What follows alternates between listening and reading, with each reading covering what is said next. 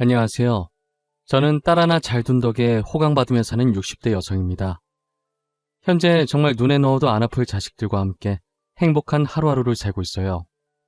제게는 무엇과도 바꿀 수 없을 만큼 소중한 딸 하나와 아들 하나가 있는데요. 저는 오늘 여러분들께 제 딸에 대해 이야기해보려고 이렇게 사연을 보내게 되었어요. 저희 딸은 사실 제 친딸이 아니라 굉장히 특별한 인연으로 만나게 된 아이인데요. 이야기를 하기에 앞서 저는 입양아로 컸어요. 태어나자마자 어느 부잣집으로 입양이 되었죠. 말이 좋아야 입양이지 친정 부모님께서 돈이 없어서 저를 부잣집에 돈 받고 판 것이었죠. 저를 키워주셨던 부모님은 최대한 기억이 없는 갓난아이를 입양하고 싶어 하셨어요. 그래서 보육원에 들렀는데 당시엔 갓난아이를 찾기 힘드셨대요. 5군데 정도 돌았었고 제일 어린아이가 6살이었다고 하더라고요. 부모님께서 마지막 보육원을 나오려고 했는데 보육원 입구에서 한 부부가 갓난아이를 안아들고 불안해서 안절부절 못하는 사람 마냥 자꾸 왔다 갔다 하더래요. 부모님이 나오면서 미심쩍은 눈으로 그 부부를 유심히 봤다고 하더라고요. 그런데 부부 대화 소리를 들어보니 형편이 너무 안 좋아서 애 키울 여력이 안 되니까 보육원에 놔두고 오려고 했는데 차마 아기에게 너무 미안해서 못 놓고 계속 고민하던 중이었던 거예요. 그 소리를 듣고 어머니와 아버지가 눈빛 교환을 하고 부부에게 다가갔다고 하더라고요. 부부는 저희 부모님께서 다가가니 살짝 눈치를 보며 자리를 뜨려고 했다는 거예요. 저기요, 저희가 들으려고 한 건 아닌데 가정 형편이 얼마나 어려우신 거예요? 저희는 불임이라 아이를 가질 수가 없어서 아이가 간절히 필요하거든요. 네? 아이요? 저희가 당장 밥 먹을 돈이 없어요. 지금 저희 옷차림을 보다시피 밥 먹을 돈이 없으니 당연히 아이 키울 돈도 없고요. 그 밥 저희가 해결해 드릴게요. 몇 년간은 풍족하게 드실 수 있으실 거예요. 대신 아이를 제게 입양시켜 주실 수 있으신가요? 저희는 정말 아이가 간절합니다. 부부는 저희 어머니의 말에 난처한 표정으로 잠시 동안 서로를 바라봤다더라고요. 하지만 현실은 당장 지금 먹을 돈도 없으니 결국 저희 부모님께 돈을 받고 저를 넘겨준 거죠. 딸을 갖고 싶어 했는데 갓난아이의 딸이기까지 하니 저희 부모님은 되게 좋아하셨어요. 저를 친딸처럼 불면 날아갈까 만지면 부서질까 정말 애지중지 키우셨어요. 혹시나 제가 입양하라는 사실을 알고 상처받을까봐 일부러 기억이 없을 갓난아기 때 데리고 온 것인데 다른 가족들이 저를 이름 대신 입양하라고 불러서 저도 제가 입양하라는 걸 어렸을 때부터 알았어요. 그래도 제가 입양하라고 해서 부모님을 원망하거나 미워하진 않았어요. 보통 입양하라는 사실을 알면 충격받아서 반항을 한다던데 왜 반항을 하나 이해가 안 갔어요. 친자식도 아닌 저를 이렇게 친딸처럼 잘 키워준 것만으로도 감사한걸요. 대신 할아버지의 유산을 탐내 저를 견제하는 못된 어른들이 미웠어요. 저희 아버지가 3남 2녀 중에 막내여서 그런지 할아버지의 사랑을 제일 많이 받았었어요. 비록 제가 입양하긴 하지만 할아버지는 저를 친손녀처럼 인정해 주셨고 아버지의 딸이라는 이유로 손주들 중에서 저를 제일 이뻐하셨어요. 그래서인지 아버지의 형제들이 할아버지의 재산을 탐내고 제게 못되게 굴었었어요. 저희 부모님에게 유일한 약점이 저라고 생각해서 그런 것이죠. 저희 부모님은 제가 입양하라고 불릴 때마다 안쓰러워하셨지만 마음을 강하게 먹어야 이 자리를 지킬 수 있다고 제게도 교육을 많이 시켰었어요. 저는 부모님의 교육 덕분에 상처받지 않고 그들이 저를 뭐라고 부르든 무반응으로 일궈냈어요. 무반응만이 저희 부모님을 그리고 저를 지킬 유일한 방법이라고 생각했거든요. 괜히 제가 욱해서 나서봤자 저희 가족에게 좋을 건 하나도 없었으니까요. 원래 애들은 나쁜 걸 더 빨리 배운다고 아버지 형제들에게 배운 게 이런 것밖에 없으니 당연히 사촌 언니 오빠들도 저를 입양하라고 부르며 무시했어요. 어른과 다른 게 있다면 어른들은 똑같이 비아냥거리면서 괴롭혀도 제가 반응이 없으면 재미없어서 입양하라고 부르면서도 더 괴롭히는 건 멈췄었어요. 하지만 사촌 언니 오빠들은 계속 제가 반응이 보일 때마다 집요하게 괴롭히죠. 제가 반응을 안 하면 자신을 무시한다 생각하고 저 따위한테 자신들이 무시당한 게 괜히 자존심 상해서 분한 마음에 저를 더 괴롭혀요. 그래도 유일하게 저를 챙겨준 건 작은 아버지네 딸이었어요. 아버지 형제 중에서도 작은 아버지네만 저희를 괴롭히지 않았어요. 재산 욕심 없던 작은 아버지네 가족은 늘 저희를 챙겨주었어요. 작은 아버지 따라 사촌 언니도 자연스럽게 저를 많이 챙겨주었죠. 만약 사촌 언니가 없었다면 저는 적밖에 없는 이 집안에서 절대 버틸 수 없었을 거예요. 언젠간 사촌 언니를 도울 일이 있다면 어떤 일이든 도와줘야겠다고 마음먹었어요. 제가 25살이 되던 해 사촌 언니가 30살이었고 사촌 언니는 결혼을 앞두고 있었어요. 저는 결혼 축하 선물을 해주고 싶어서 사촌 언니와 함께 백화점에 갔었어요. 언니가 평소 가지고 싶어 했던 것을 선물로 사고 형부가 좋아할 만한 것도 사려고 구경을 하고 있었는데 한참 구경하다가 언니 휴대전화가 요란하게 울리기 시작하는 거예요.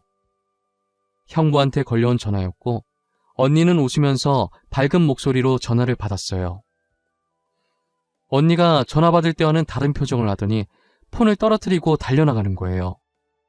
저는 언니의 폰을 주워들고 혹시나 놓칠까봐 빠르게 뒤따라갔어요. 아슬아슬하게 언니가 탄 택시에 저도 같이 탈 수 있었어요. 언니는 사시나무 떨리듯 몸을 떨면서 안절부절 못하더라고요. 기사님한테 병원으로 가달라고 하는데 저는 눈치껏 형부한테 무슨 일이 생겼다는 걸 알 수 있었죠.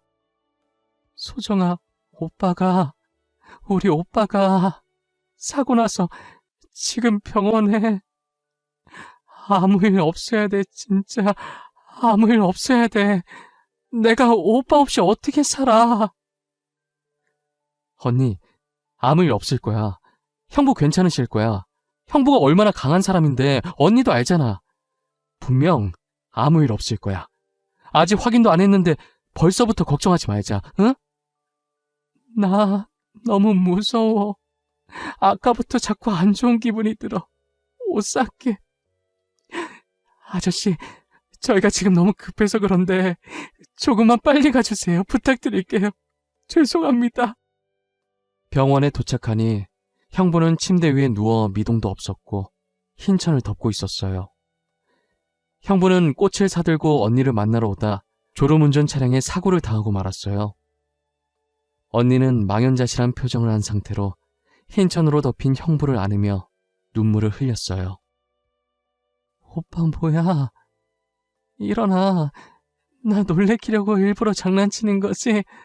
그런 거지? 오빠, 왜 이러고 누워있는 건데? 자는 척 하지 마. 눈 좀 떠봐, 응? 내가 미안해. 잘못됐어. 언니, 그만해. 언니가 계속 이러면 형부가 마음 편히 못 가셔. 제발 그만해, 응? 나만 두고 가는 주제에 마음 편히 가면 안 되지. 걱정돼서 계속 돌아보게 만들 거야. 나쁜 놈. 오빠는 나쁜 놈이야. 혼자 가고 나도 데리고 가지. 나랑 같이 가지.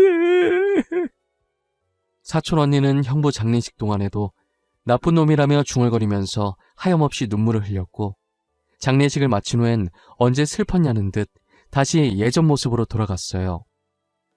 당시 사촌 언니의 뱃속엔 조그만 생명이 숨쉬고 있었어요. 아마도 언니는 이 조그만 생명 때문에 악착같이 버텼던 것 같아요. 저는 겉모습만 봤을 때 잘 웃고 얘기도 잘하길래 언니가 괜찮아 보이는 듯 했어요. 하지만 언니의 속은 골물대로 다 골마 있었고 점점 시름시름 알아갔어요. 결국 사촌 언니는 혼자서 마음의 병을 앓다가 세상을 떠나버렸어요. 엄마, 아빠 다 세상을 떠나버리고 혼자 남은 갓난아기 조카를 저마다 불쌍하다고 한마디씩 했죠. 다들 저 아이를 어쩌면 좋을지 이야기를 나누는데 제가 저 아이를 키워야겠다고 마음먹었어요. 그동안 언니가 제게 잘해줬으니 그 빚을 아이를 키우며 갚아 나가야겠다는 생각이 들더라고요. 처음엔 아이를 키우겠다는 제 의견에 저희 부모님께서 굉장히 반대를 하셨었어요. 소정아, 너 아직 결혼도 안 한 아가씨야. 너가 이 아이 키우면 결혼은 어떻게 하려고 그래? 은혜 갚는 건 좋다 이거야. 그런데 어떤 남자가 애 있는 여자랑 결혼하고 싶어 하겠어? 그래, 그건 네 엄마 말이 맞다. 우리가 그동안 네 의견에 반대한 적 있었니? 하지만 이건 진짜 아니야. 소정아, 다시 한 번만 잘 생각해보자, 응? 더 생각해볼 것도 없어요. 저는 이미 마음 정했어요. 이 아이, 제가 키울래요. 저도 엄마 아빠 부탁 거절한 적 단 한 번도 없어요. 하지만 이번만큼은 저도 물러설 수가 없어요. 부모님은 결혼도 안 한 25살짜리 아가씨가 무슨 아이를 키우냐며 나중에 결혼은 어떻게 하려고 하냐면서 미래를 생각하려며 절대 아이를 못 키우게 하셨어요. 저는 무작정 아이를 데리고 집으로 돌아왔고 부모님도 아이를 보고 불쌍하다 여겼는지 결국은 제 의견을 따라 아이를 키우라고 허락을 해주셨어요. 당시 저는 부모님께 소개는 안 드렸었지만 결혼을 약속한 남자친구가 있었어요. 아이를 데리고 오겠다고 부모님께 말하기 전에 남자친구에게 먼저 말했었어요. 아무래도 결혼을 약속한 사이인데 이렇게 중요한 사안을 마음대로 정하는 건 아닌 것 같아서요. 남자친구는 제 이야기를 듣더니 제 사정을 다 이해하더라고요.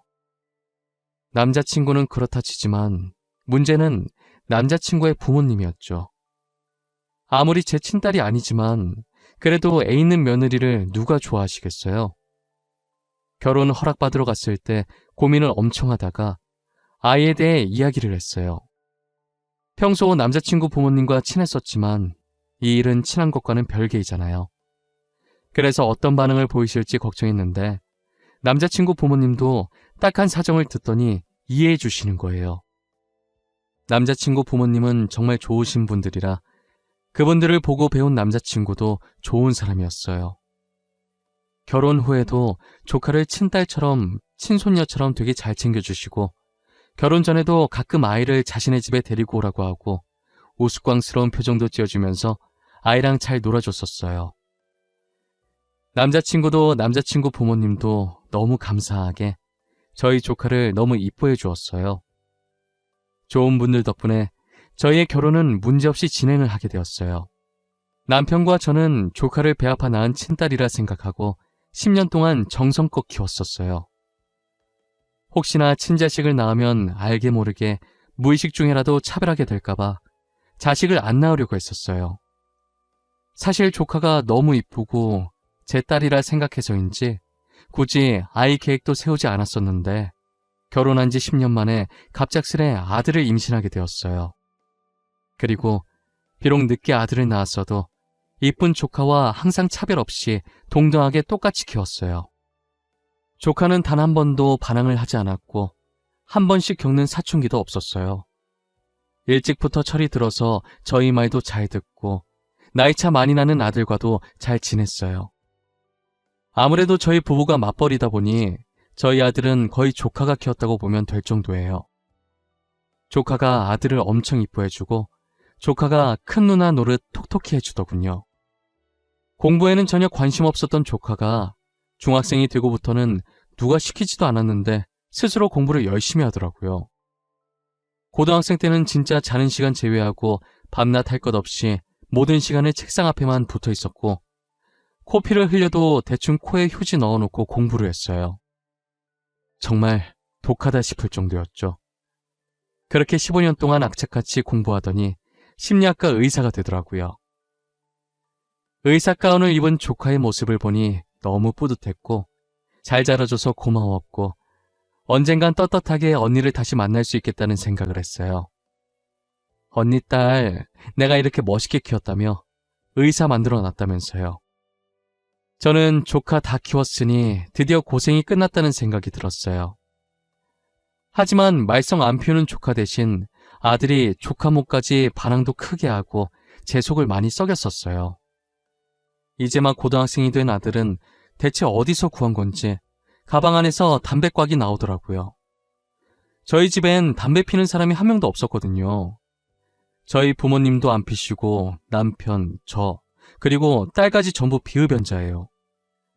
제가 늘 집에서 학교 다니다 보면 친구랑 어쩌다 한 번씩 싸울 순 있어도 성인이 될 때까지 술, 담배는 절대 하지 말라고 교육을 시켰었거든요. 그런데 이렇게 떡하니 학생 가방 속에서 담배꽉이 나오니 화가 나는 거예요. 저는 담배꽉을 들고 가 게임하고 있는 아들의 머리에 내리꽂듯이 세게 던졌어요. 아들은 갑자기 날라온 담배꽉을 맞고 아픈지 머리를 문지르더니 저를 째려보더라고요. 네 가방 속에 이거 있던데 뭐야? 너 설마 담배 피니? 그런 거야? 내가 술, 담배는 안 된다고 그렇게 말했는데 어떻게 된 건지 설명해. 아씨, 엄마 왜 남의 가방을 뒤져보고 그래? 나는 사생활도 없어? 엄마가 한 행동 엄연히 사생활 침해인 거 알아? 아씨? 너 지금 엄마한테 아씨라고 한 거야? 내가 언제 그렇게 가르쳤어? 너 도대체 요즘 뭐라고 돌아다니는 거야? 어? 사고 치고 다니는 거 아니야? 내가 사고를 치고 다니든 말든 엄마가 무슨 상관이야? 엄마는 알지도 못하면서 화만 내고. 됐어. 다 필요 없어. 나가. 엄마랑 얘기하고 싶지 않으니까 나가라고. 엄마니까 상관하지. 너 사고 치면 그 뒷수습은 누가 할지 생각도 안 해봤어? 그리고 내가 뭘 모르는데. 야, 이지혁. 내가 뭘 모르느냐고. 너 담배 어디서 났는지 말 안 해? 아들은 저를 노려보며 소리 지르더니 방문을 닫아버렸어요. 저는 답답한 마음에 문을 두드리며 제가 뭘 모르고 있는지 물어봐도 답을 하지 않았죠. 조카 키울 때 이렇게까지 힘들지 않았는데 아들 녀석 키우는 건 왜 이렇게 힘든지 모르겠어요. 머리가 커질수록 자기 하고 싶은 대로만 하려고 그러고 저와는 대화를 하지 않으려고 했어요. 한번 담배가 발견되고 나니 계속 아들의 가방을 확인하게 되더라고요. 이해해보려고 하고 참으려고 해봤지만 계속해서 담배꽉이 나오니 저도 슬슬 화가 나는 거예요.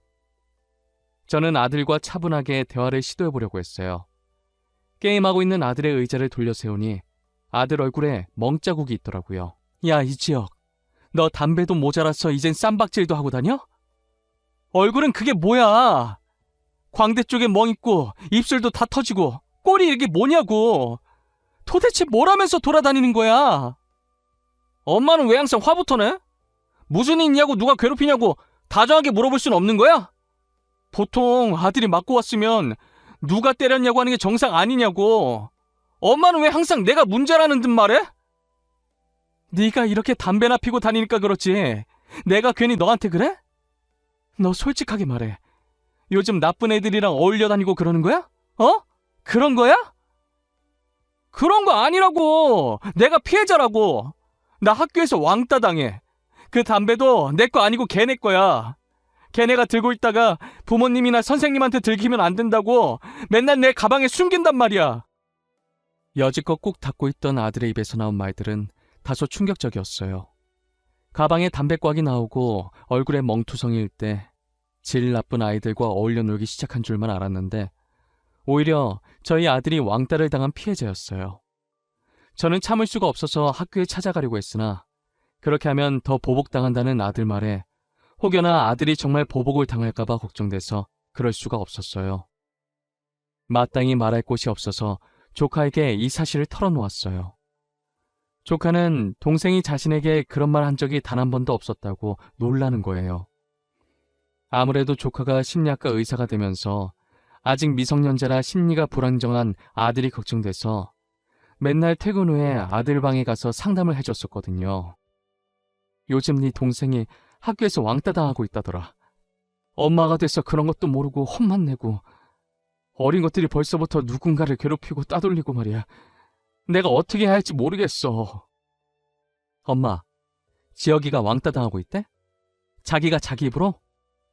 나한텐 그런 말 없는데. 나 매일 지혁이랑 이야기 나누잖아. 근데 단 한 번도 그런 말 한 적이 없어. 너가 걱정할까봐 그런 모양이야. 나한테도 계속 말 안 하다가 이렇게 혼나는 게 억울했는지 참다 결국 터져서 말한 거거든. 이걸 진짜 어떻게 하는 게 좋을까? 근데 지혁이 말도 맞아. 우리가 괜히 섣불리 나섰다가는 지혁이만 더 피 입을 수도 있어.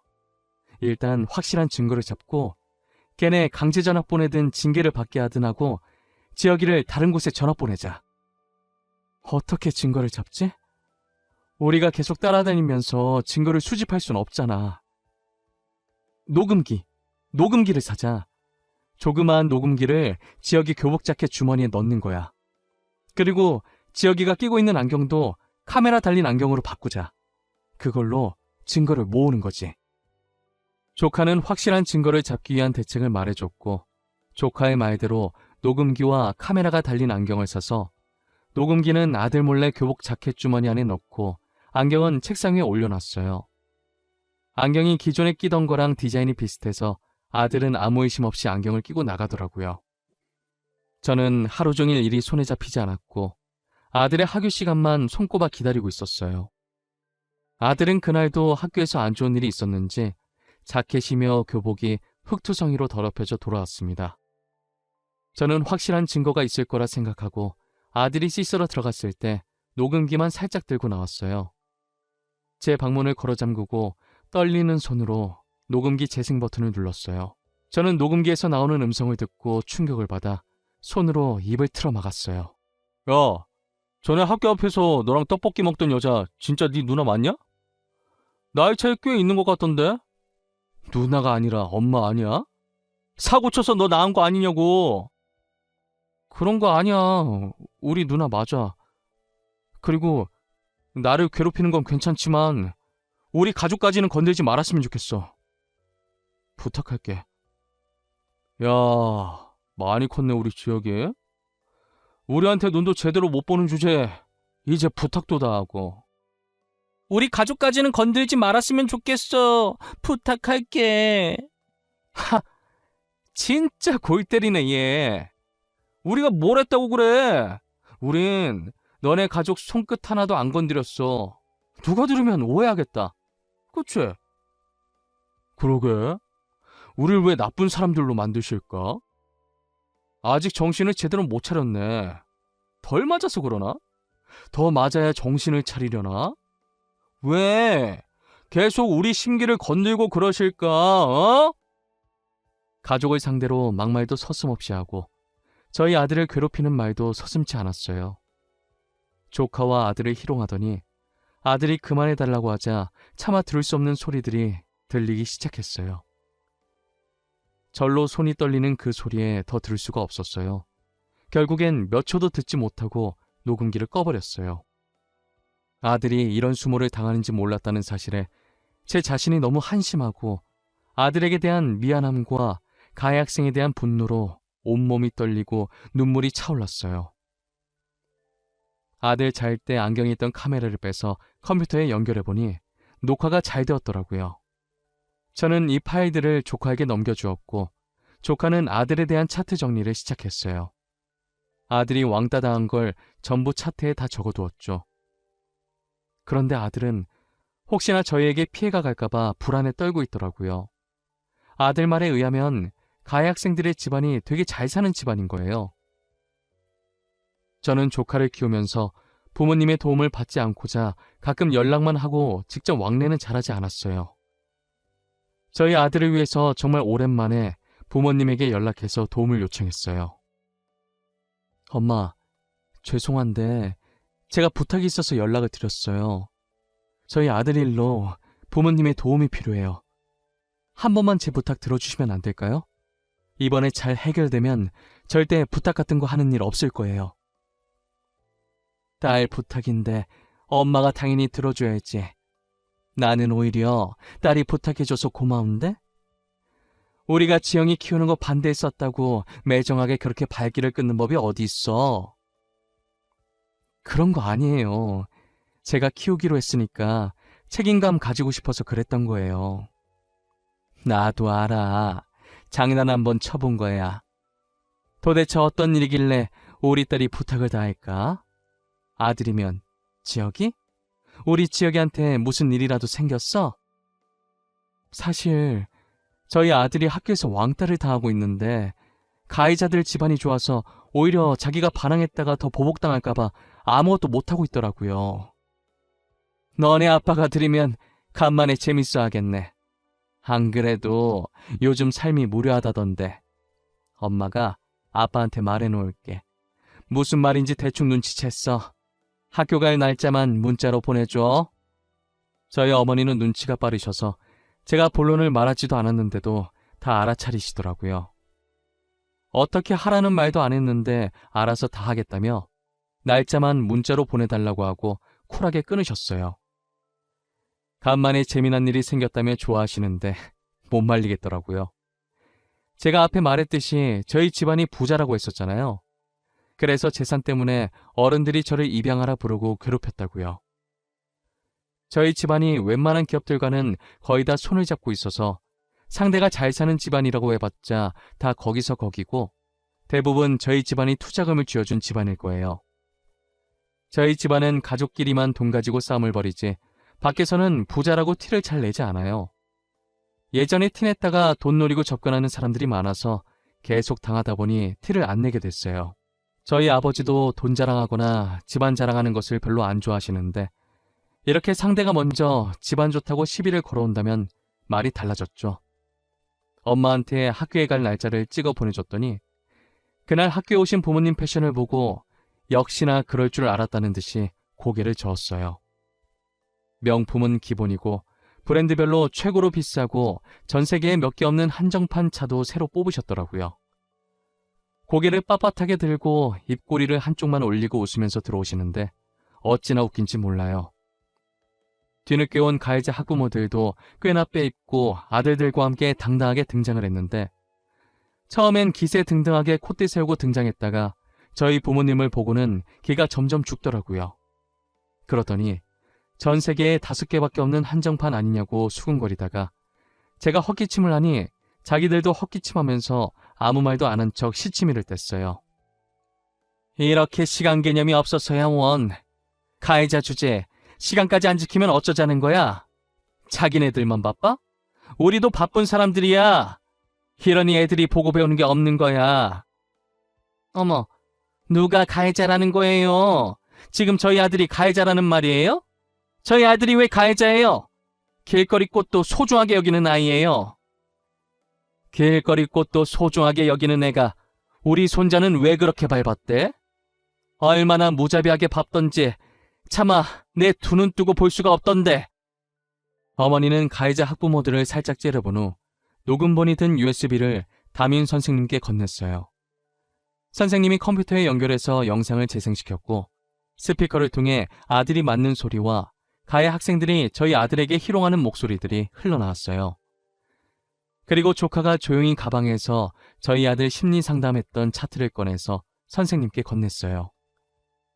조카는 가해 학생들의 학부모의 눈을 똑바로 보면서 가해 학생들의 강제 전학을 원하고 저희 아들의 정신적 피해 보상도 원한다고 똑부러지게 말하더라고요. 결국 가해 학생들은 아들과 마주치지 못하도록 타 지역으로 강제 전학을 시켰고 아들은 매주 상담을 받으며 피해 보상도 계속 청구 중이에요. 그리고 역시나 가해자 학부모들은 저희 집안에 투자금을 받고 있던 집안이었고 부모님은 그 집안에 들어간 투자금을 다 회수해버렸어요. 돌이켜보니 이번 일은 저희 부모님과 조카의 합작이고 저는 아무것도 한 게 없네요.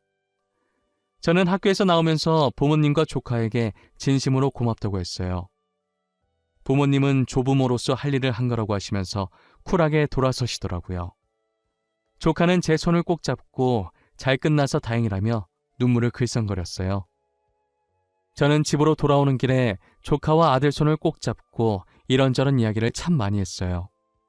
그러다 문득 조카가 왜 심리학 의사가 됐는지 궁금하더라고요.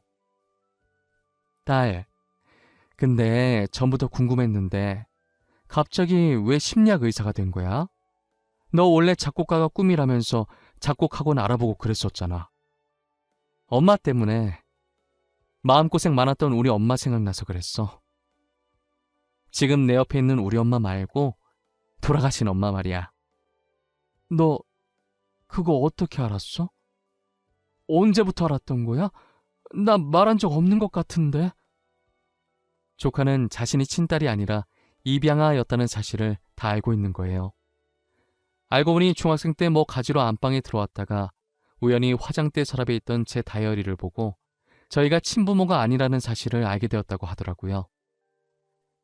사촌 언니의 아이를 저희가 친딸처럼 키워왔고 그게 자신이라는 걸 알게 되었죠. 그 사실을 알고 중학생 때부터 공부를 열심히 했었대요. 돌아가신 친어머니가 친아버지 때문에 마음고생하다가 세상을 떠난 걸 알고 공부를 열심히 해서 사람들 마음의 병을 치료해야겠다는 생각을 했다네요. 그런데 이렇게 동생을 왕따 피해자로 상담하게 될 줄은 몰랐다고 하더라고요. 조카는 자신을 친딸처럼 생각하고 이렇게 잘 키워줘서 고맙다고, 늘 감사한 마음으로 살았다고, 고생 정말 많이 하셨다고 하면서 절 안아주는 거예요. 이런 날이 오면 눈물이 날 줄 알았는데 눈물보다는 웃음이 나더라고요. 조카가 그렇게 느낄 정도로 내가 좋은 엄마였구나, 좋은 엄마 되기 성공했구나 싶었어요. 아들은 우리의 말에 놀라서 입을 쩍 벌리더라고요.